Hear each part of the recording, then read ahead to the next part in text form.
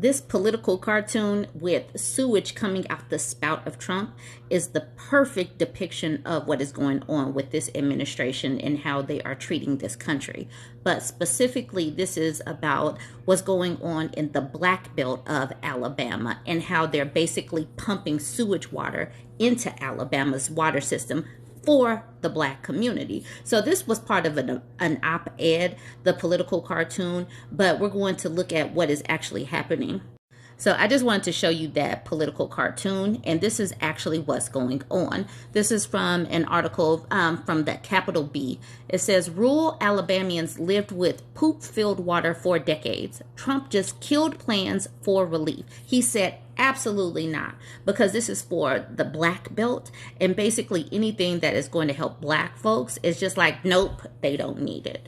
So the byline says, after a historic federal agreement to address the state's sewage crisis is scrapped, black residents in Lowndes County are left exposed to raw waste. Look at this. Look at this picture. It says this is a pit holding raw sewage is seen outside a home in rural Alabama.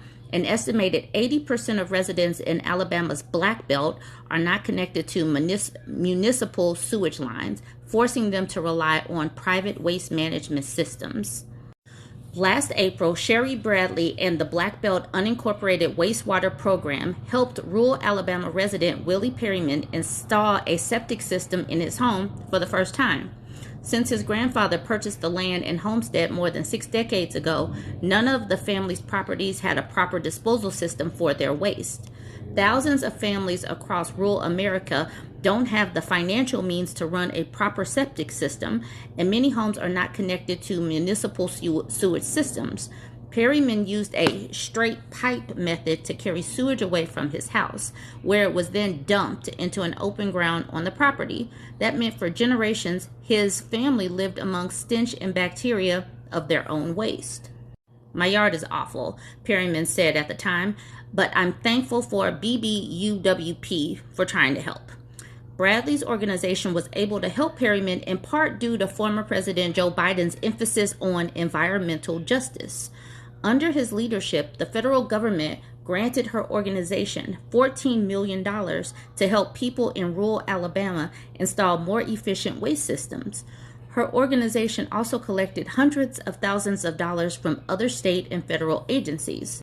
The financial support came after a federal investigation found the state knowingly allowed black residents to face the raw sewage crisis. For decades, residents complained.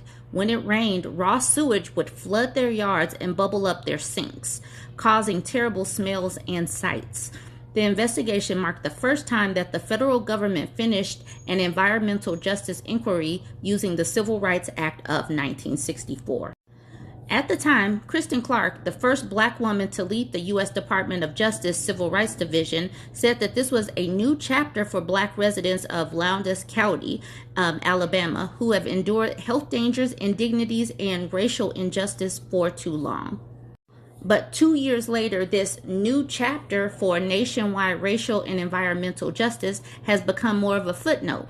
Last week, in an unprecedented move, the Trump administration said it would reverse the civil rights settlement. The agreement have forced Alabama to stop using strict sanitation laws that punished poor residents with fines or jail time when they could not afford to fix their sewage problems. It also included plans for health education and repairs. At the same time, the Biden administration gave millions of dollars to local organizations to speed up the process of installing new septic systems in the county. But when ending the agreement, the Trump administration called this work illegal DEI environmental justice policy. The DOJ said it was working quickly to close other civil rights investigations brought by residents across the country, claiming they were being disproportionately exposed to environmental issues like air and water pollution because of their race, religion, sex, or national origin. The Alabama Department of Public Health, which was mandated to follow through on the improvements outlined in the agreement, said it will keep working with local partners to install septic systems as long as current funding lasts. But after that, it can only offer technical support since the installation of sanitation systems and related infrastructure is outside the authority or responsibilities conferred upon ADPH by state law. According to ADPH spokesman Ryan Easterling, for residents, this means that while some help may continue in the short term, the long-term outlook for fixing sewage problems is uncertain and will depend on future funding and outside organizations stepping in to fill the gap.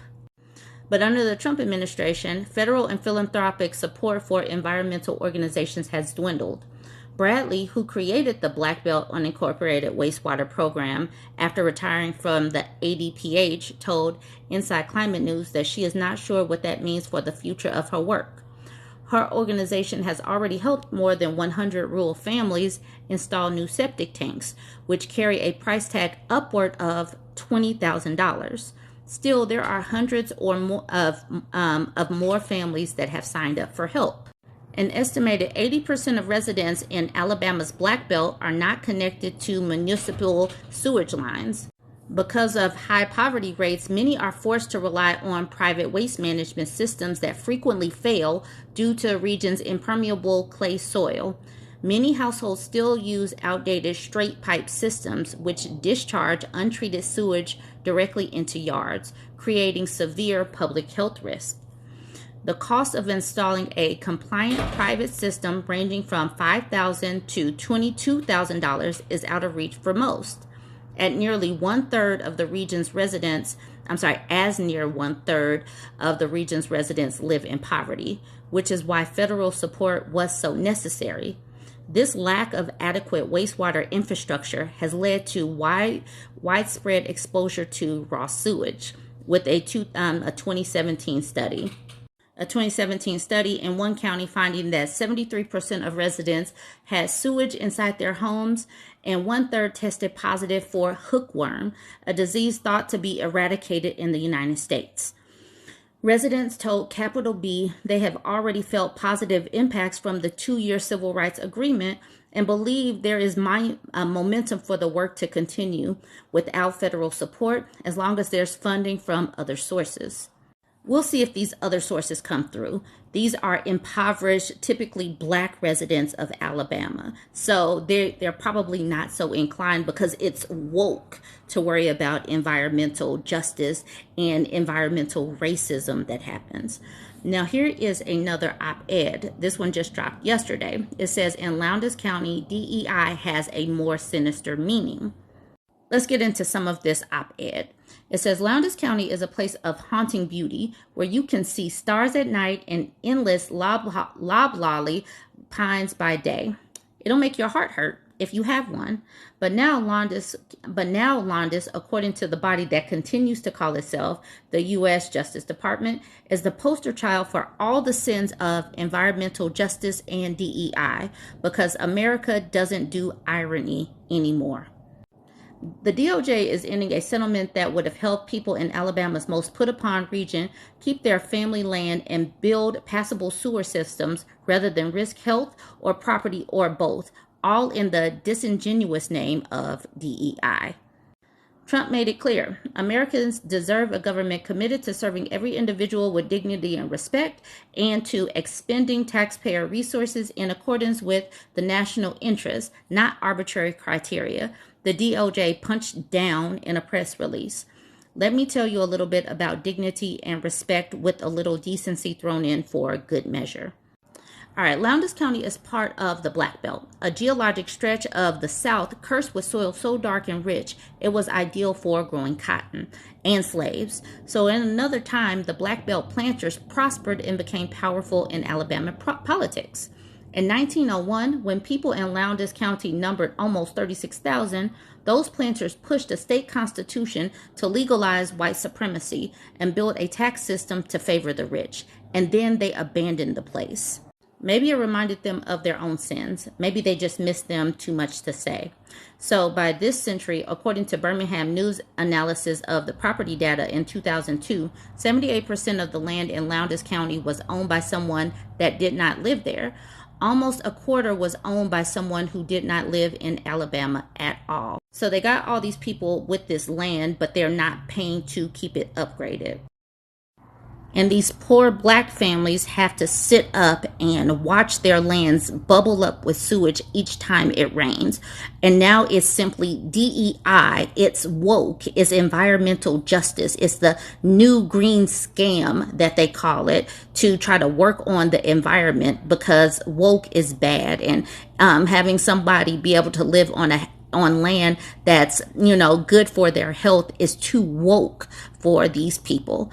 Anyways, let me know what you think. Please share this. This is egregious. This makes me so mad that we have to even be talking about this in 2025.